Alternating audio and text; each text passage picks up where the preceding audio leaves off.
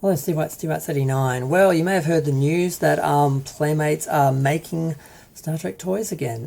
This just came out on Trek Movie and Trek.com and all that, and I thought it was a bit interesting. I'd wanted to do a video on Trek toys for a little while, but I didn't really have a reason, and now I kind of do. So before I go into how I think that's going to go, because they've basically announced that they're going to, they've implied they're going to be making new toys from just the new series, Discovery, Picard, Lower Decks, Prodigy, but they have also said they'll make toys from the other different series in the universe and everything. So I'm not sure exactly, no one's exactly sure what they're going to do line-wise, but if you've been collecting Star Trek toys for a while, you will have started off with these, the Migos, and this is my favourite character, of course, Uhura. I love her, she's a diva.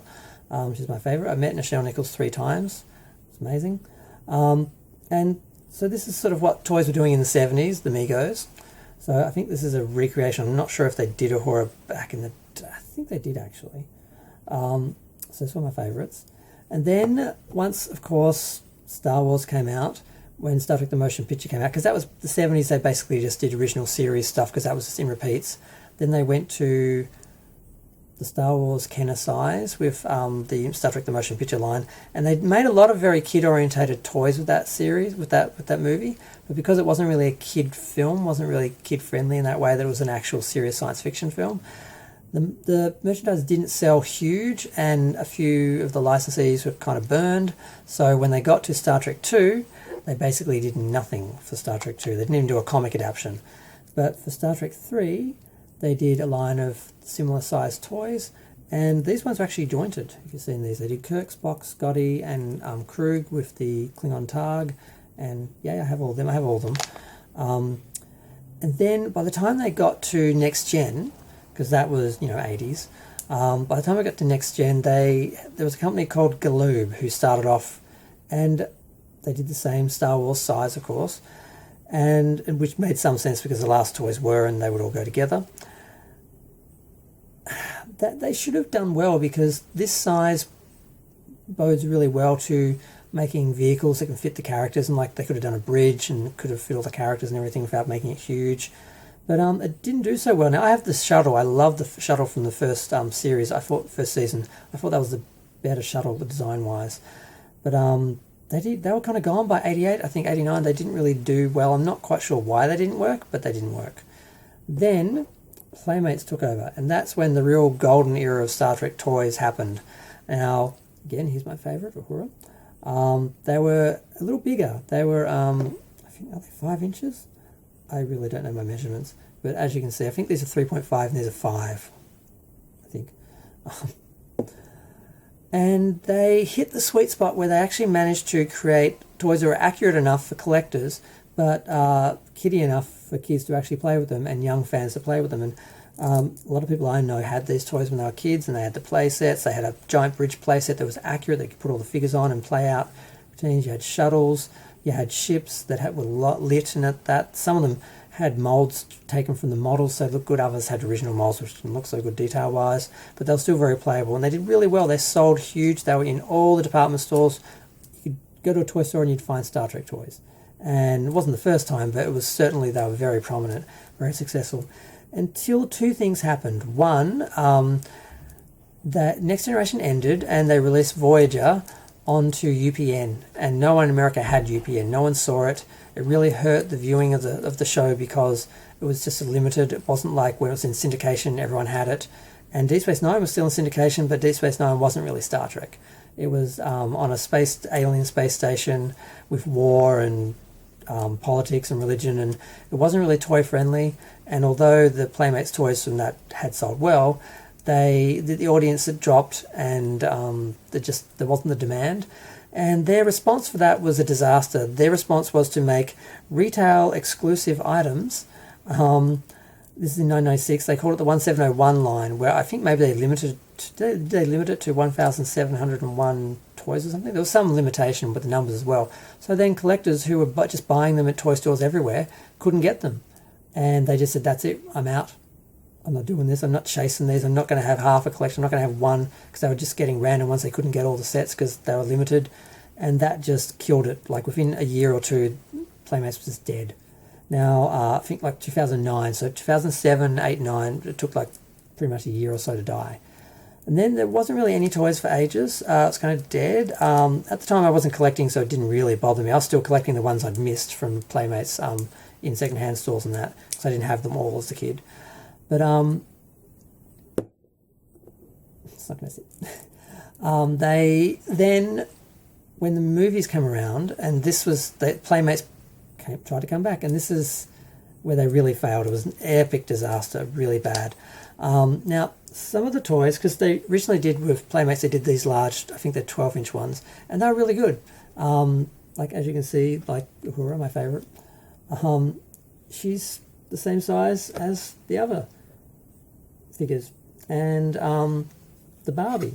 So you could put together, the figures are compatible. And compatibility, I think, with toys, if you're collecting a series, like a franchise like Star Trek, is very important. So they made these, and they worked. But these were the only ones that worked. The other toys, the size just was a disaster. They went back to the Star Wars size.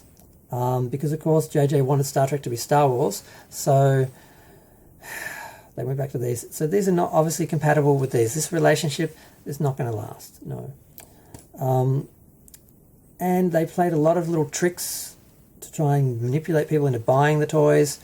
And it was just really manipulative. Like, they didn't release all the figures in the one series. They released half the figures in the original costumes and half the figures in the Starfleet cadet costumes. So you'd have to buy if you want all the figures, all the characters, you have to buy half of both series. So then you have to wait for the second series and then buy the other half of each series. So you end up buying all of both, which of course some people didn't want to do, but if you didn't, you might have missed out on the characters, because if they didn't re-release them, you then would only have half the characters, and then you have to go chasing the other characters. So there was that sort of FOMO sort of approach to getting people to buy them. And they did them two different sizes, and because I forgot to mention, they did do one bigger size with the First Contact movie toys. The rest of the Playmates were all the same size. They did try to branch out a little bit, and it didn't really work. But these are actually the same scale, which I didn't realise until just now. But again, these were only compatible with these, not with the rest of the series. So they're really just these random on their own sort of toys. So just like these sort of are, they sort of go with the older toys, but you want them to be the same size as your other Playmates, so they're compatible. When people heard Playmates toys, they thought, great, they're going to continue on, I'm going to be able to add my new Star Trek film figures to my old ones, but then you couldn't do it. And then the other worst thing, which was just the worst ever, the bridge set. Instead of utilising the size factor and creating a whole complete bridge, like they'd done a half bridge with motion picture, they released just a placemat with like the main console and Kirk's chair, and that's it. And then in order to get all the other parts, because there were other parts, but they were just individual consoles that would sit on the mat. They weren't the walls. You didn't get the walls or the floor. And you would buy them, when you bought these, you get one part with each toy. So you'd have to buy all the toys to get all the pieces of the bridge. And even when you did, you still didn't get the full bridge. You didn't get the floor, you didn't get the walls. And then to make it even worse, for international collectors like me, they didn't include them. So when you got this, you didn't get the parts. So you could not make the bridge no matter what. So epic fail there. Not only do you not even get the whole bridge, but they wouldn't even give international buyers the parts. So now I bought these. You're saying, oh, just wait a minute. If it failed, why do you have them? Well, because I bought them in a discount bin in a discount pop-up store, not at Toys R Us, not at Toy World, because they didn't sell and they went to clearance. So I got them very cheap, and I did pretty much get all of them. I think I had bought one or two. I think I got Spock, and I got the big Spock, because those I knew were compatible size-wise. And even though it's not real Spock, it's Prime Spock, it's still Leonard Nimoy who played him. So when I look at it, I see Leonard Nimoy, so I still see Spock, although it's actually Prime Spock and not, Canon Universe Spock. So, but whatever. But yeah, so they failed. It didn't do well. It didn't sell well. They didn't make the second line. They didn't make any toys for the second film or the third film. And when Discovery came out, they planned a couple of things, and they mostly all got cancelled. I think they did something with Saru and Michael Burnham, but I didn't buy them. I didn't see them in any stores because they weren't really stocked widely. there was some on-demand Starship stuff from that company that does, they just do the Starship collection. So that's a print-on-demand thing where they know they have a certain amount of subscribers, so they sort of know they can print a certain amount. It's not like proper license in the stores, have to actually, sell, so they can actually get them into stores and actually sell to people. So now, how has this happened, you ask? I think what's happened here, because what they've proposed is like they've implied they're going to focus mainly on the new Trek toys. And the new Trek toys don't sell, like I said, because the people who watch the new Star Trek shows, they're really just viewers. They're not really fanatics, they're not fans, they're not collectors. Those people didn't really transfer over. The ones who are on the fringes, who didn't really appreciate what Star Trek was, that made it different, they sort of moved over, but they weren't really the big collectors or anything. So that market has sort of dried up a bit, and it's even apparently affected some of the original series stuff is not selling as well as it did before.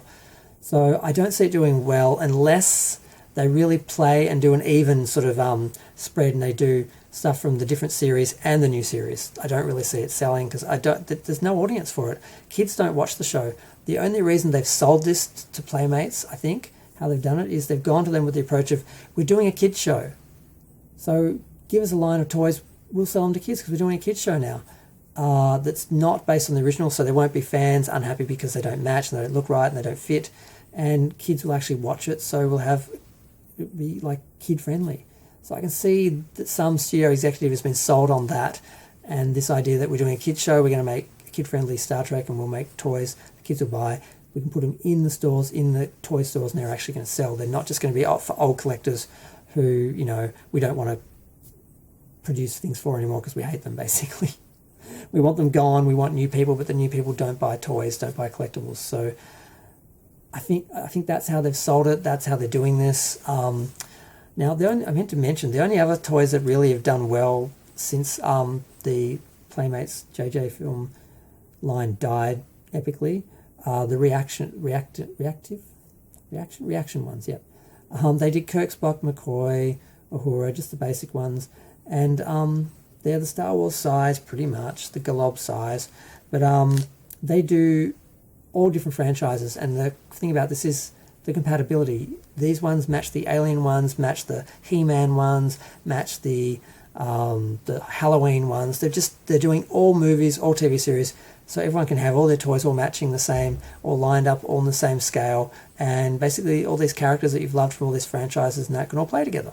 So they're really cool toys. So these are the only ones that have done well, and they're all original series figures. They didn't do any of the Discovery ones. And I don't see them having any success with Discovery or Picard, because what little kid wants to sit down and, pull out a Borg's eyeball, or, have their Klingon Discovery character rape their Starfleet torture refugee, what was he, prisoner of war character. I mean, is that the kind of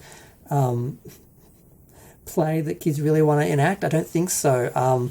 But what they're doing with Prodigy might be compatible with children. It might work. They might actually, and they're on Nickelodeon, so they've got that audience. So that's how they've got this contract in place. That's how they've made this happen, all through Prodigy, because Discovery and Picard didn't sell, and even Lower Decks didn't sell, because it's still like an adult cartoon show. It's still not even a kids show, but they've sold this all on Prodigy. Whether they've showed them some scenes and they've actually got something with this, which is totally possible, or whether they've just sold them on the idea and it's going to be an epic failure, I'm not sure. I'm not psychic. I can predict a certain amount through knowing a lot about Star Trek's history and that, but yeah.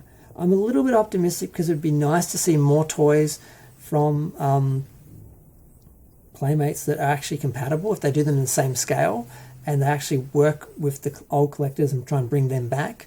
They might have some success. But if they just focus on new fans and the new series and the new Trek, and they don't cater at all to the old fans and the people who already have a giant collection of Playmates in their house, like I've got my whole bridge is full of characters, and I've got more that I can't even fit in there.